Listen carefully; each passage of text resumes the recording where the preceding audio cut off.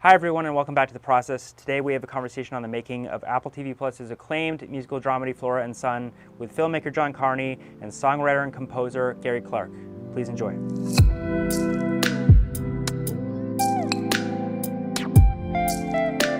Hello, hi, my name is John Carney. I'm the writer and director of a little film called Flora. I made a movie called Once and Sing Street and Begin Again, these little, musical movies from Dublin.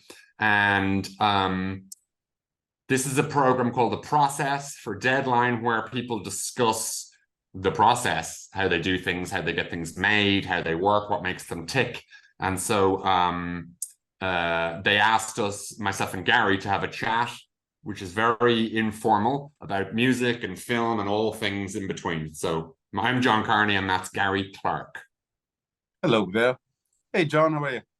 I'm good, man. How are you doing? How's everything over there? Excellent, but I've not really stopped since we were on the Flora tour. Yes, that was Continuation of hotel rooms. I know. I see you're at home, which looks a hell of a lot nicer than my hotel room. So.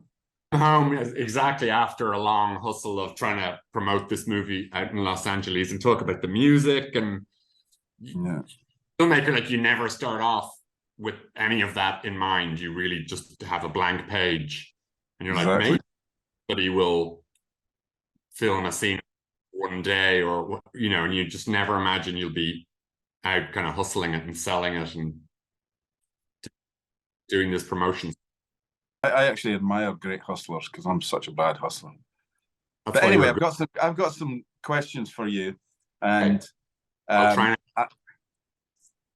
I want to kick off with a photograph that I saw quite some time ago now of you in your school band, and if you can correct me on this, but I think it was something called like Get a Mexican Station or something, and I was completely struck by how much you looked like your band and you looked like the real Sing Street, even the room that you were in.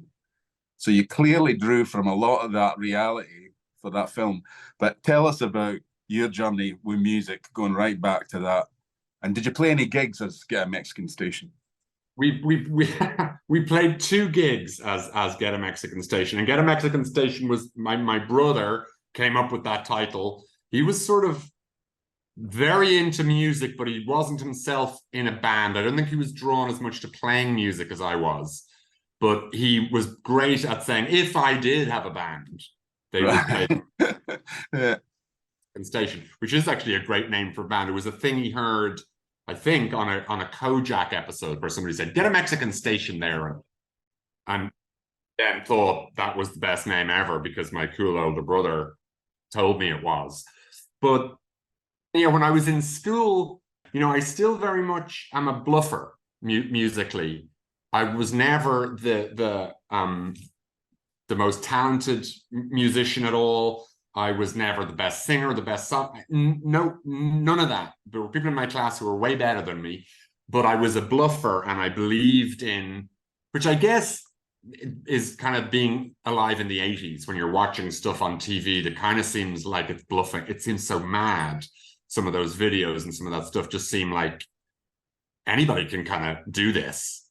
And part of the energy is, so I believed I could do it in a school band, started a couple of school bands, and Sing Street is very sort of it's a fantasy version of that, but it's weird actually. I was trying to be authentic, but I didn't want to do it as a naturalistic sort of film with handheld cameras, or like a Ken Loach or a Shane Meadows movie. I just felt it should be a little bit exaggerated and a little bit loony, because when you're 14 and forming a band, it is a bit loony. It is a bit nuts, and the clothes you're trying on and the images and the looks and the ideas are all a bit nutty. But we played 2 gigs in the band, and one was a disaster at a school concert. But it was very good for us, for me and a band, to have a total washout first gig. And we really thought we were prepared for it. There was a battle of the bands. We were first on or second on, I think. And we played, and it was just disastrous. And we got off utterly disenchanted. And then we persevered, and then we came back. It was a comeback gig. in Halloween at a house party. We set up our amps and we played 4 songs, like to a bunch of drunk 14-year-old and 15-year-old guys and girls, and we slayed it. We were brilliant. What I would like to ask you, if I may, can I hit you back with the question? Yeah, but I need, sorry, just one other answer on Mexican Station. Okay. Why did you split up? And that's not one of my questions. I've just thought about it there when you were talking. I think what happened in Get a Mexicans in my school band was first year was great and we were on the same page. Bit into second year, but I think in the break between second and third year, I got into funky bass playing. My mother bought full-size bass because I was playing bass on a guitar, and she bought me a bass, and I spent that summer getting actually quite good. It's the only thing that I'm actually good at. You're better at piano than me, that's for sure. Well, I very much doubt that, but no, I did become good at the bass, and when we went back into school, it was really interesting because Eamon had spent his summer getting into the Cure more and more, and like he had grown out his hair, and he was like an obsessive Cure head suddenly. And summer, and I was like, and I was listening to Level 42, which he was not a fan of. Cure, it just doesn't fit. So we broke. So we'll call it musical differences. You split up because of musical differences. You can chalk it up to musical differences as well. Yeah, exactly. But it ties into a question I was going to ask you, which I actually don't know about you, even though we've hung out a lot and done a lot of work together. We've done 3 projects now and have numerous sort of ones in the pipeline. But I don't actually really know. Like, to me, if I look at you, you've had like 3 big phases in your career. I mean, you could break it down to many more than 3, but just objectively, from my perspective, there's the Danny Wilson years that I kind of understand. Then it seems like a more sort of introspective sort of singer-songwriter phase. And then in LA, I don't know what you were doing out there. So I'd love to ask you about that. And then a sort of a ripening, if you will, of sort of, now you're right. So you're writing songs with, for my films, you've written 3 absolutely beautiful songs completely on your own, and you've improved anything that I've brought to the table. You're also writing for theatre and extra songs for Sing Street. So you're not writing for Gary Clark anymore, or a band that represents you. So I'd love to just think about, because I'd personally like to know what that is like as a songwriter. Like, presumably Mary's Prayer and that period of it was pure songwriting for the band, completely in tune with who you were, what age you were, where you were coming from. Then that transitions. You don't immediately then become a massive worldwide touring band or something like that. You go in a different, you end up in LA, and then jump ahead to this, if you would talk about to the sort of the stage where you came back from LA. Well, I'll go chronologically, but I was a totally music obsessed kid from as far back as I can remember. One of them singing before I could walk kind of a situation. Always knew how to do music, always. I just don't remember a time when, and it felt to me like every day was a plan to move it, just my dream a wee bit further closer, whether that was with, getting, forming a school band, or writing a song, or whatever it was. I think I probably wrote my first songs when I was about maybe 12 or 13 or something, and they were fucking terrible. And objective. What was your dream? Was it to get something off your chest, like poetically or musically? Was it to look like somebody else, sound like another? Where were you going with the fantasy? It's actually still the same in a weird way today, is that I just knew that I had to make music. And so everything was a way of figuring out how to do that. Because like when you're a 14-year-old kid, you don't know how to make that your life. But the thought of doing something else was just, it actually made me depressed, like doing anything else. So it was all just a way of figuring out how to do it. I worked on that idea of yours for my song. You want to hear it? Yeah. You got your lyrics, Sandy? Mm-hmm.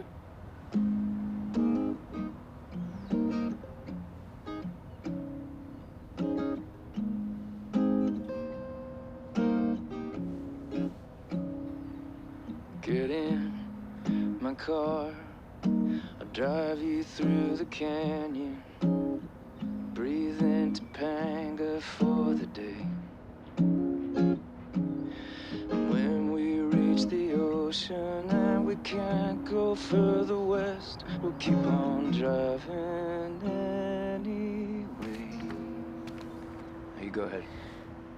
I'll take you down to Dolly Mount, and we'll fuck behind the dunes. I'll kiss your mouth, all whiskey breath, and then I'll leave your heart in ruins. Sing with me. Maybe we should meet in the middle. Maybe we could find a little city no one knows, and if they just gave us a minute alone, maybe we could call it home. So like I'm amazed in Sing Street and Modern Love, and then in this, like how much you can go. Like I could pitch you a scene, send you a script, and I think there's 3 or 4 instances where like what you've sent and what I presumed you'd send back would be like a work in progress. Here's some ideas, and we maybe get another songwriter, or I could throw something in, or you could go off with a bunch of notes, but they were like fully formed. I'd say like Drive It Like You Stole It, To Find You. Both of those are in Sing Street. Then the circus song in the Catherine Keener episode of Modern Love, which is fully written basically. And then in this movie, in Flora and Son, the big one for me was the Talking to You. The perfect song for that movie, particularly where it is at the end. It catches the entire movie in 3 stanzas, and there's not even a chorus in it. Well, I mean, it was inspired by the movie. I mean, it was literally inspired by your story, and like how you distill that down to one idea.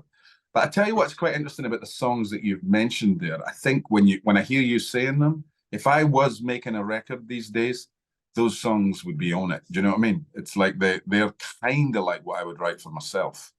Like, yeah, so, that's a nice place to be in life, where you're like, nobody's saying, it's not like a thing where you have to write 15 songs and you're knocking them out like Tin Pan, or like a for hire. Yeah, that's the perfect place where you're like, no, I'm not going to put this in a movie if you don't enjoy writing it. No, totally. Yeah, those songs are just kind of great. Maybe you wouldn't have produced Drive It Like You Stole It the way it was produced. Maybe, I don't know. I mean, I do have to say though, but your brief for that was so. If somebody read your brief and go, "That's Drive It Like You Stole It," if they did, because you were so kind of specific about what you wanted, and yeah, so here nor there, it's the person who's producing. Because I could say that to everybody. I could say that to 50 people. Saying Carol Hall, giving direction in terms of songwriting. That's why you don't get credited on it, and rightly so.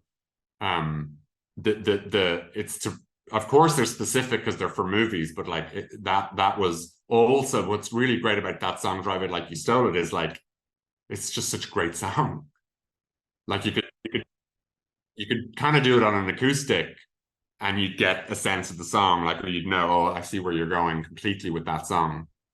Yeah, I mean, see, I love the brief.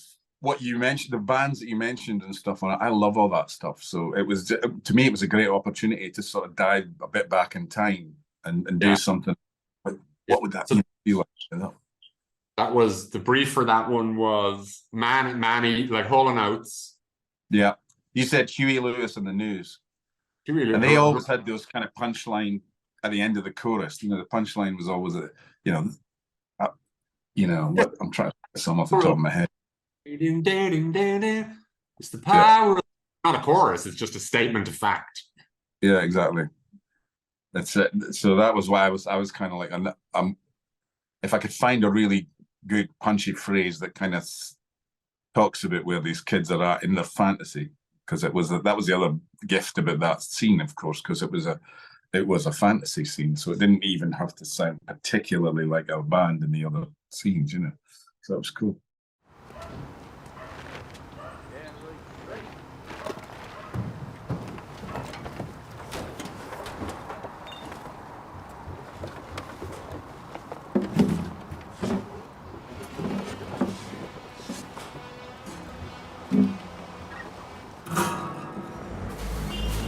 How much to fix this guitar up?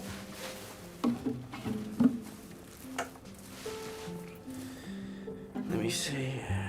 Tighten the truss rod, set of strings, 2 new machine heads. €60? €18. Do it. You told me a story once about your mum buying you your first guitar or bass or something like that, and I believe that was part of the inspiration for Flora. Can you sort of get into that a wee bit? Yeah, I had made 3 or 4 musical themed films, and I was thinking about what to do next, and there were a few offers on the table of other movies and studio movies, and I was thinking I really want to do something personal. And I've run out of romantic stories to do, because Once is a romantic story, and Begin Again, and there's elements of Sing Street that were the romances of my life in some way in movies. So I've only had, a couple of them in my life, meaningful relationships, and I'm done. I have kids now and I'm married. So I was like, how can I continue with this shtick of musical themed, romantic, kind of feel-good movies, but grow up a little bit and do something that isn't just boy meets girl. And I was thinking a bit about my mother and thinking, God, there's something in that. My mother bought me a bass guitar, as you say, and it was a very meaningful gift to me. And it had always just struck me as a very significant moment in my life. And maybe then I was starting to think, and maybe for her life, because music led me to the Frames, and then Frames led me into fit. So like in a way, it was jointly significant. I think it was certainly very significant to me. I can say that very clearly. And so I was thinking a lot about her, and she had passed away. So I was thinking I was out of the stage of just raw grief, and actually thinking of the things that I was grateful and mindful about her and missed about having her and all of that. And then I kind of brought that tone to this story of what actually happened to me, was just passing skips and pulling things out of them. And I thought it would be cool to start with somebody taking a guitar out of a skip and sort of rebooting it and putting it into their. And also the pandemic was happening, and people were doing odd things and experimenting with things and baking and being mad and nutty, as we all were, up slightly. And I thought, what if I sort of merged and melded those 3 things of like Zoom, thoughts about my mother and her buying an instrument for me, thoughts of, musicals and how I could tell a more personal story musical. So that in a musical way. So that's kind of that's the sort of background for Flora. Then I pitched the story to you, I think, and then I went off and wrote it. And then it kind of sat around in my desk for a while, and then it kind of got reinvigorated. But I think I waited a while. I think that certain projects you just put away in your desk and time catches up with them. Yeah, I had a memory of you talking about it early on, and in my mind it was kind of pre-pandemic. But when I think about it now, it was probably when we were working on season 2 of Modern Love. You must have started it somewhere in that sort of region. But I remember you telling me about the outline of the story. I can't remember if there was maybe an early version of script. But and so did you have a whole script when you got it financed and greenlit? Yeah, I struggled with about 60 or 70 pages for a long time, and then veered off into the Flora and son, her relationship with her kid, and sort of paused the romantic thing and really focused on that. And then that was the kind of the third act. But it was strange the way the pandemic allowed for the film to be made because of Zoom and everything like that. It actually, very thing that kind of was holding me back from thinking about this movie, which was, do we want to watch a film with 2 people on screens like we are now? But actually movie because everybody can immediately do what all movies are trying to do from the beginning, which is get the audience to identify with what's going on. The second they were on Zoom, it was like, now everybody identifies with them now. And particularly now, you know, like where she's coming from and a bit about her character and that she's sexy and she's like flirting with this guy. And we begin to pick up, particularly when you know them, then you can watch them on Zoom for a while anyway. And, you know, it's interesting what you say about the third act, because it actually had an effect on the music, if you remember, because you had a bit, the song that plays on the end credits was originally had a scene that was in the third act, and that was the kind of Jeff's gift to Flora, was this song. He's finally written a song inspired by her. But we found that when we put it into the third act, that it kind of detracted from the story about the mother and son, really, didn't it? And that the clarity of that ending of the like films are like, they're like soup to begin with. You know, where you just, when you're editing, you just throw everything in, or, you know, like a big full of, just throw everything in the cupboard into it. And then you start taking stuff out. And what it's more, editing is more taking stuff out and seeing how it holds up, like without all the spices or without.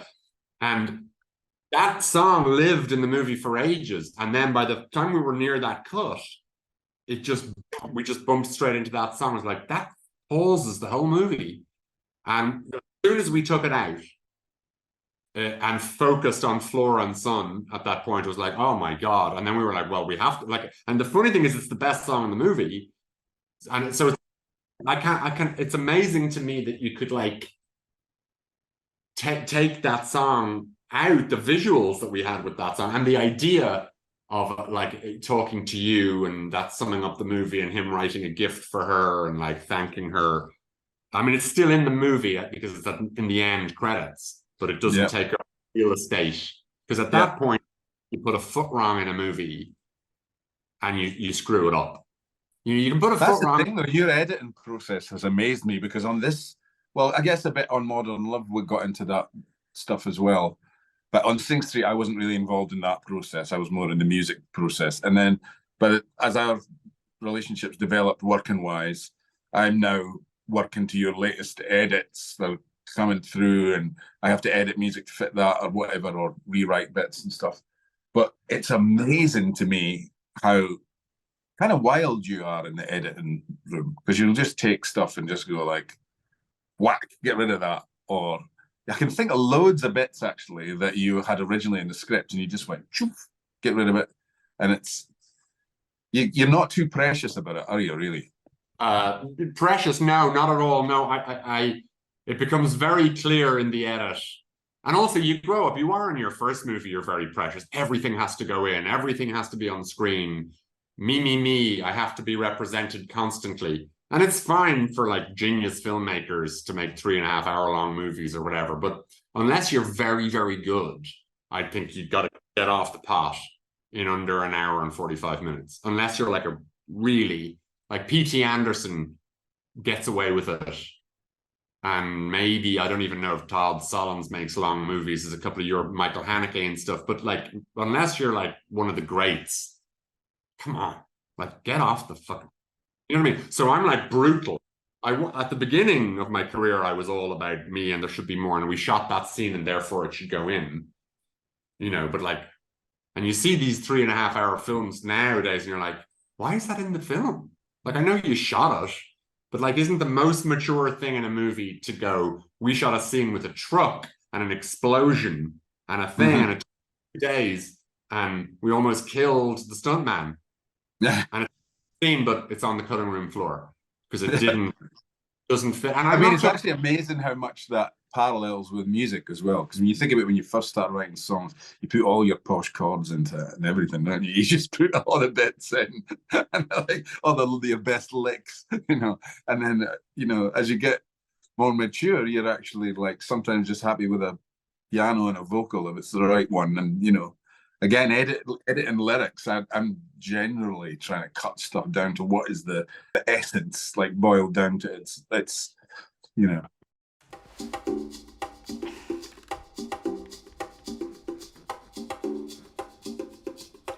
Do you have a lyric? Not days, but they're not finished yet. Come on.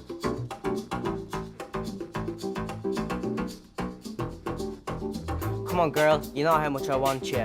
Like a ghost, I'm going to hunt you. Meet me at me crib, bring your friends. Maybe we can drive a Mercedes Benz. We'll hang out poolside, have a drink, swimming against the tide, not gonna sink. Come on, girl, let's get in trouble. Shake and not stir the James Bond from Dublin. What's it called? Dublin 07, like James Bond, but Dublin. Nah. You need a better title. Let me try something here. We got something real. I'm the Joker with the Glasgow smile, ready to die for you. I go in style, dressed from head to toe, in Italian, in the bed. I'm like a stallion.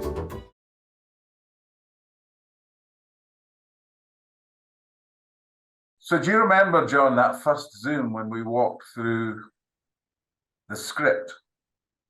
Yeah, I do. We kind of, it was your idea. It was probably a good idea as well to kind of go through the script, just sort of, and just have an hour's conversation about music, like go through through musical beat and like have a chat about it. Yeah, because I was still, it's a while ago now, but I actually think all of the songs or where they were going to happen was already in that script, as far as I can remember. Do you remember that? I think so. Yeah, I think that I had been kind of developing it for a long time on and off. So I sort of felt like I knew that this wouldn't be like 15 songs or something. I knew it was going to be like, 3 important songs, 2 slightly background songs, 1 song by that's a rap. One, I think the rap thing came a little bit late. No, you definitely had the kid on the housing estate. Okay. Described him as a rapper, so we kind of knew that something was going to happen there. But I do remember that the rooftop was figured out, the pub was figured out. I don't mean lyrically. You may have even had bits of lyrics, if I can remember correctly. But there's certainly that Zoom for me was when you and I sort of had to walk through and figure out what all these characters sound. Well, not figure it out, but at least start talking about what these characters sound like. Yeah, it's a really nice job to do, because usually it's just all about the best songs for the film, isn't it? Usually, like I was thinking about Saturday Night Fever or something like that. Like the songs don't really relate to any of the characters. I mean, that's obviously not strictly speaking a musical, but it's a very musical movie. But it's not, it's the, if anything, the songs are stronger than the script or the story oftentimes in something like Saturday Night Fever. Whereas when it's characters that are making the music and producing the sound, you really need to get into the nitty gritty and move lines of singing around in the way that you wouldn't necessarily do if you were just releasing a song as a Gary Clark song or whatever. This is a song written for a guy who's a failed musician in LA, helped by a girl in Dublin who writes a bit of poetry but doesn't have much experience. Like, it's really telling you, it's quite surgical. Like, when you cast Even Joe, did they sort of change your idea of what you thought the music, what the characters sounded like? Did you have a different idea in your head, or did they kind of? Let me try and answer that in a real way. I don't think so, actually. I think if anything, the actors told me, no, don't change anything. This is why we came on board. They liked the characters, and they were. Well, I was thinking more musically though. Like, did you imagine Jeff as a different kind of thing, or like No, all that stuff was ironed out early on, because I couldn't go forward with the script unless I knew what kind of sound they were making. Right. So I did have various like she was I did a version of her as a sort of much more country singer. Right. Yeah. And then there was another movie out at the time that hadn't connected as a musical, as a country singer. It didn't work, and I felt like it was a bit like Crazy Heart or something like that. I don't know how well country music does in movies for some reason. I'm not sure. And then I moved from that, and then through the different ideas of what her husband sounded like, what the kid sounded like, and until I got those things in place, I don't think I even sent the script out to anybody, because I wasn't sure I was ready to Well, make it. you do mention Tom Waits and stuff for Jeff in the script, and that was in the early script, wasn't it? We're kind of lucky in a sense that Joe actually loves Tom Waits, you know. Yeah, he could really bring. Well, the only reason the Tom Waits thing was there was because I love as a kind of a party piece, almost like at dinner tables when you have friends over and you're eating food and you're talking about songwriting, to be able to pick the guitar up and illustrate something and say, you know, and I do this all the time with like George Gershwin songs with me. You listen to the original version of those songs, like stripped back to their like cigar chomping piano rolls. I want to tell you, damn, but second they sound almost naive until you start to feel the melody and you're like, oh no, it was all there. Like the genius songwriting was always in. You couldn't do a bad version of those songs. Yeah. You know what I mean? Like you could do a bad version of like 70s Tin Pan Alley or big band songs because they weren't that, but like you just can't do a bad version of Guys and Dolls, really, or something. Actually, like I remember having a chat on that first thing because there was a moment when you switched around well, there was a James Taylor song was in You Got a Friend or something was in the run-in, wasn't it, to be played the two versions, and then we couldn't get. Yeah, that's the case. Have you got a guitar? Well, we have time. So the the Carole King song.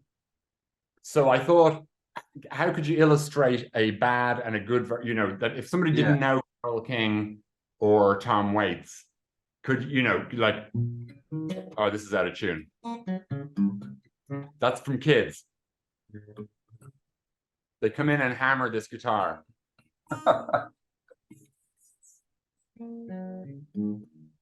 Sorry about you in a minute. So originally, so Tom Waits goes, you know, like, I hope that I don't. So beautiful. And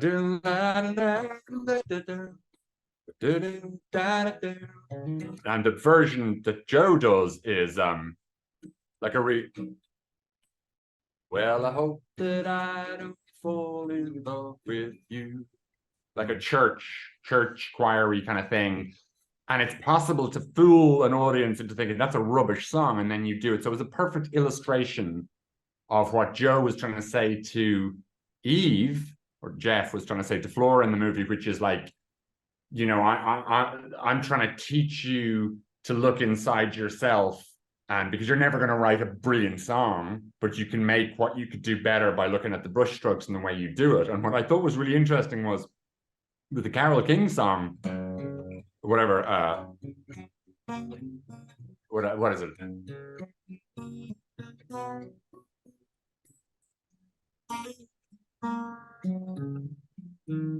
When you're down and troubled and you need a helping hand, da da da da da da da da. So I started to think, okay, is there a bad version of that? And I thought, if you're down, when you're down and troubled and you need a helping hand, you just can't do a bad version of it. Odds are too good or something, aren't they? It's like. But even if you did more naive versions of that, I think anybody who listens to When You're Down and Troubled and You Need a Helping Hand and nothing is gonna go, it's pretty good. And it's so like you have to, but funnily enough, I just thought it was very interesting. There are certain songs, and Carole King is like, you just can't do a bad version of them, because even if you're doing like an out of tune shitty version or like a Beatles song, the audience will still say, yeah, but like I can see that there's a great song there. Yeah, totally. Certain songs you can't butcher. So that was kind of interesting in terms when of... you cast them, did you hear Joe sing or Oren or Eve? I think Joe sent me a little MP3 file saying, here's me doing some songs at home, because he very much is a guy who's like, you know, he has a drum kit in his studio, he's got guitars flying around. He just, like you and I, like music is constant to him. So I think I have tons of stuff I can show you. And then Eve was a bit of an unknown. She was very honest. She was like, I'm not my dad. I'm not interested in belting out songs. I like your movies because they're imperfect and the singers are always they're not perfect in them, you know. And so I just took a punt with her. But you knew by the way she was talking about music that she knew music, which is all the characters needed. Don't be nervous. It's easy for you to say. This is a Dublin crowd, so stop it to me. Okay, you ready? 1, 2, 3, 4.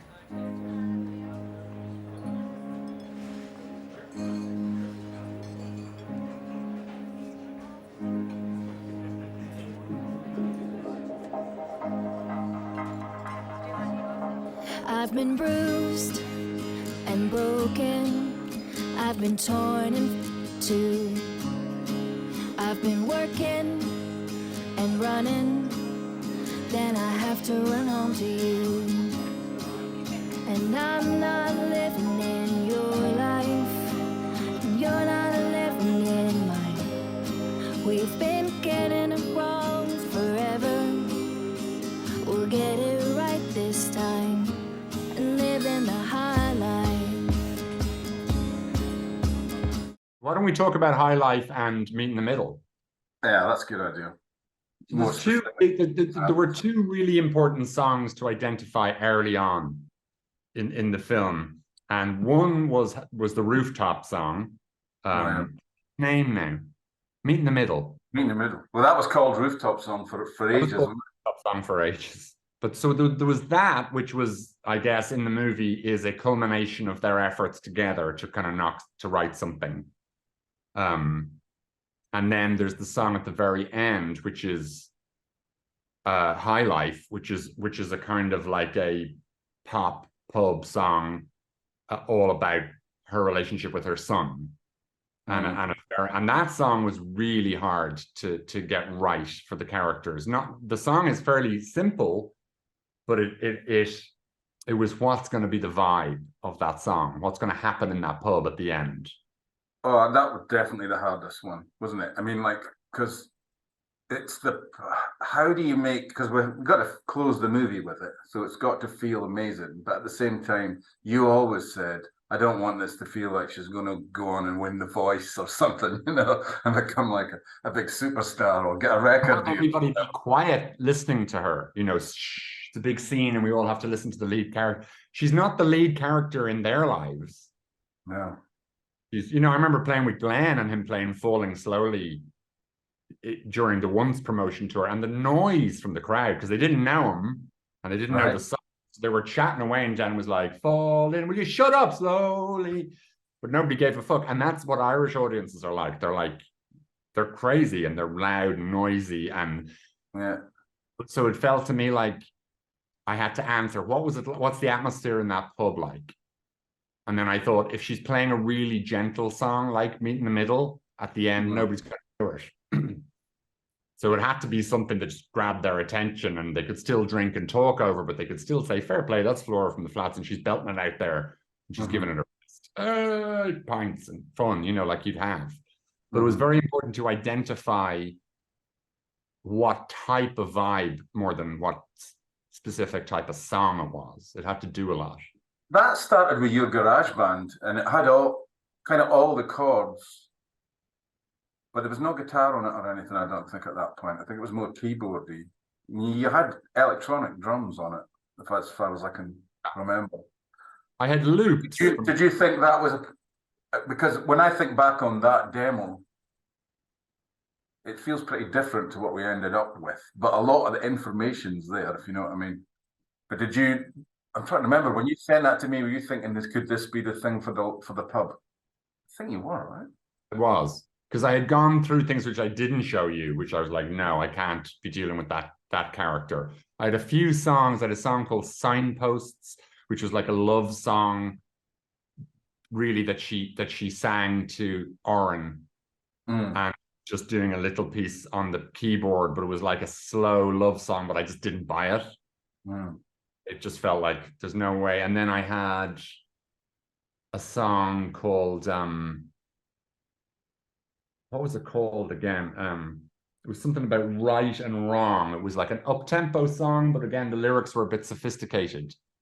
Was that right to be wrong? What? Was it right to be wrong? Right to be wrong or something like that, yeah. And I would read the movie and I play the song on my headphones at the end of a reading. I'd be like, no, and that would really tell me clearly. And then the High Life, or what became what you made High Life into, was a little kind of. I was listening to the Blue Nile a lot, and I just loved. Oh, I love the Blue Nile. A lot of those songs sounded to me like they had been written on acoustic guitar, but then the acoustic guitar had been moved out, and the synths and the electronic stayed there. In the way that, like, ABC, you listen to Lexicon of Love and you're like, that was written on an acoustic guitar. Slip out the acoustic guitar because it's Trevor Horn. He doesn't want any acoustic guitars in his records. Well, this is almost the opposite, isn't it? Because it was more keyboard chords, and then I sort of got the acoustic and sort of thought. But you probably shouldn't be hearing. Yeah, but to my point, you shouldn't be hearing that acoustic. It's only because Flora is playing it that I thought, oh, yeah. It does work there. It's not necessarily what a good producer would leave in, but she would leave it in. Mm-hmm. You know what I tell you what was a big, massive turning point on that, and if you remember it, we had to do a reshoot because we didn't originally have the Oren rapping in it, and then when we watched it, we were like, he needs to. Rob Walpole, one of the producers, rang me and said the scene really works. You know, I saw the rough cut. It's a shame Oren doesn't like sing a verse. And then I thought, but he's playing the keyboard. That's as far as I want. Because if I had done something with my mother then, or you're very reluctant, you wouldn't. But in a movie, he was right. You kind of have to, opening your mouth and singing to your mother is so different from just being present and playing it like a piece on a synthesizer. So I remember Rob on it and saying, do you think, like, that's very Hollywood and corny if he's going to start singing? And Rob was, yeah, but you miss him doing something. And then I was walking around after I'd spoken to him and I was like, he could rap. Because that would be funny then, and then it wouldn't be. That's right. That's what I think it brought. And actually, I find, even though it is funny, I find it quite moving as well. You do, because it's not trying to move you. It's not you know, it's being funny in the way that I guess About a Boy, when Hugh Grant comes on with the guitar at the end, because Hugh Grant's funny, you're like, oh, go on, I'll go on, I'll feel something then if I must. But it's not in a super corny high school way or something. I mean, I haven't seen that film in years, but I think, you know, like all things with art, you're trying to conceal the art. And you're trying to cover the tracks, and then you get the sucker punch because people are prepared for it, because of, like, the kids rapping on stage. Oh my god! But he says, "I look in your eye. I look at my eyes in the mirror, and I see you, saint, devil, angel, sinner." And that was just so moving. And the way she looks at him was like, "That's not a bad line for a 15-year-old." Yeah, yeah. But in the context of a goofy, silly, unlikely rap that makes it, you know, if he sang, "Mom, I want to tell you that I love you," he'd be Dora, you know. Yeah.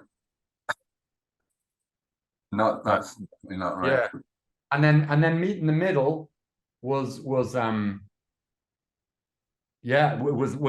in the day. I was struggling with that song, and my son found an old iPad of mine from years ago, and I found because there was some animation thing I had put on it and I wasn't able to download it. So I found this old iPad from about 7 years ago, and he was scrolling through files from before he was born of me videoing myself.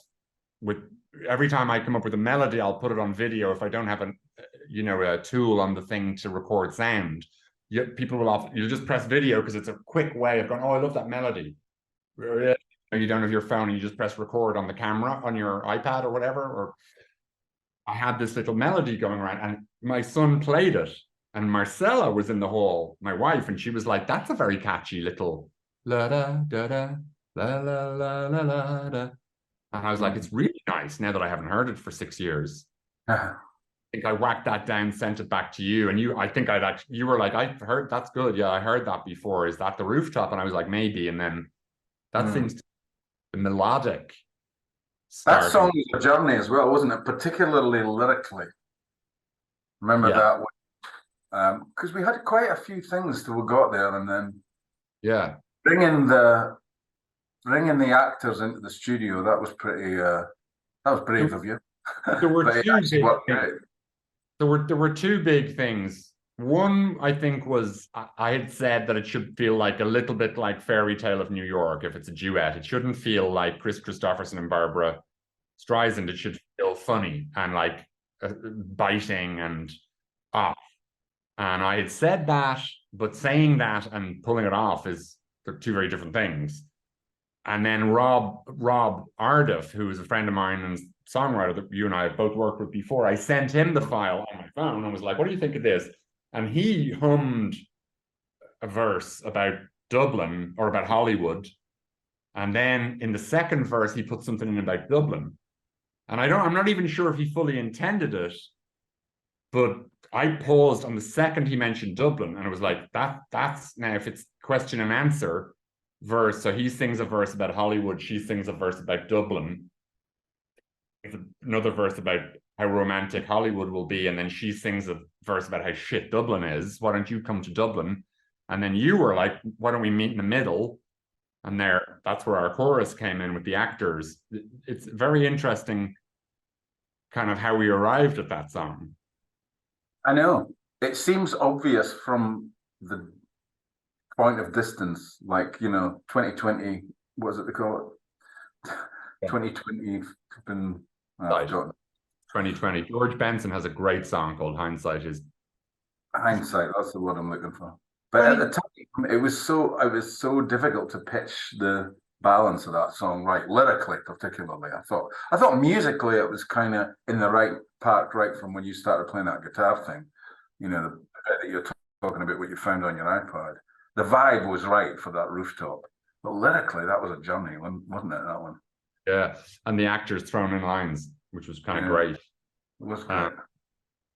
Yeah, it was. I still haven't figured out why that was a good move to get the actors in. I think it's because they're musically, like Joe is musically inclined, so he was like, I'm happy to. I also think they literally, though, Joe grew up in LA and Eve grew up in Dublin, so they weren't just those characters in character, they were actually using their own lives.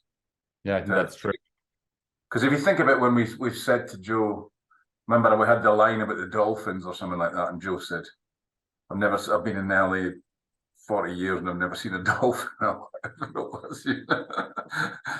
But his thing, he brought the Topanga thing, I believe.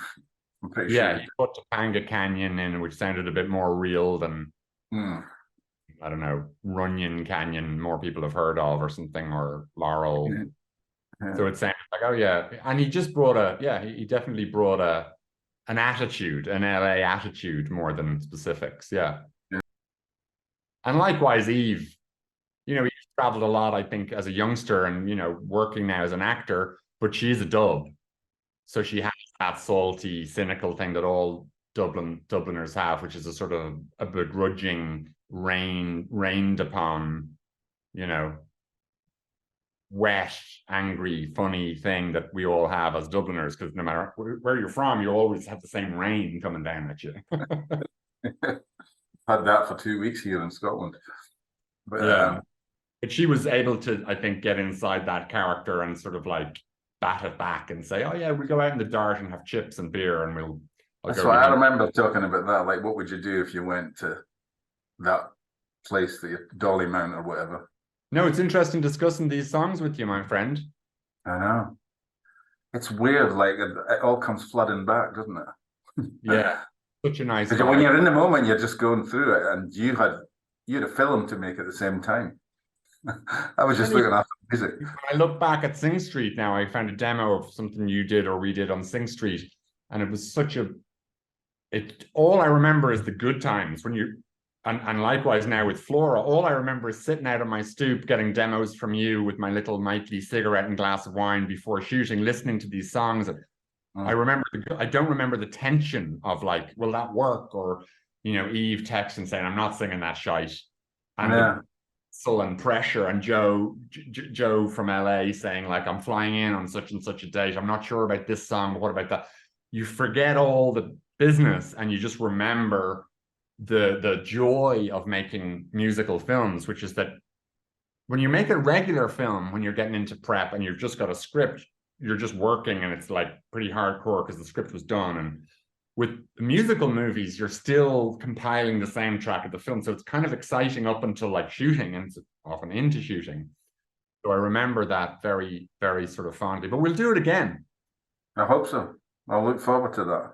We'll definitely have to do it again. This has been good, and thanks to Deadline as well for hosting these little things. They're great. You know, you get to look at the process of how things are made. If I had these back in the 1970s and 80s, you wouldn't have gotten me away from my screen. Thank you, Deadline. Cheers, John. Great to see you. Thanks, Gary. Take care, man. See you soon.